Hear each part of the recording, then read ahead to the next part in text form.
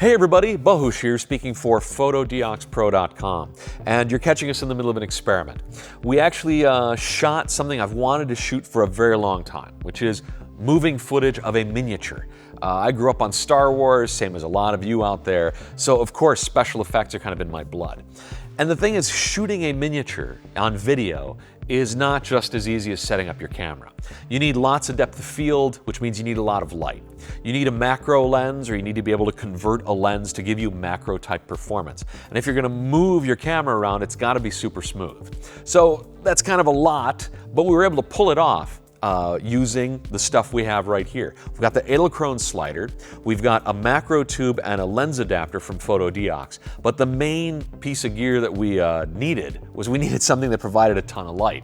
And so we've got that with the LED100WB light kit that we just introduced. So let me unpack what it is that we needed to make these shots work. I started off with a vintage Nikon lens, a 35mm f1.4, very well-regarded classic lens. The thing is, it has no macro. It's just a regular 35mm lens. And I should point out, because we're shooting on a crop sensor camera, the 35mm lens kind of looks like a 50mm lens would on a full-frame camera. So the 35 is kind of our normal lens for a crop sensor camera. In order to give it macro performance, we added a couple macro tubes. Very, very low cost, available at Fotodiox.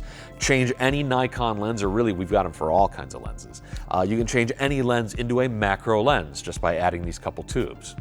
Then I used a Nikon to Samsung NX adapter because we're using the Samsung NX1 to shoot our 4K video. Now we're using the Edelkrone slider because it's got two motors on it. One motor moves the camera left to right. Then the other motor can pan the camera as it's making that left to right move. It looks awesome. The thing is that the distance between your lens and the subject is changing all the time. You know, when you're square on with whatever you're filming, that distance is very short. When the camera's over here, it's longer. That means you really need more depth of field because you need that object to stay in focus during the course of that camera move. That's where the lights come in. So by using the LED100WBs, we were able to pour light on this little model so that we could shoot it like an f20 or an f22 and get lots of depth of field. And look, this guy's head is the size of my thumb. That's very, very small. And as you can see, we were able to maintain nice focus as we did this camera move kind of around his head. And keep in mind, the camera is not rotating around his head. It's kind of moving along in a linear way, just panning at the same time to give you that impression. But as you see, with lots of light, we were able to pull off a very detailed shot of this teeny tiny thing. So then we got brave.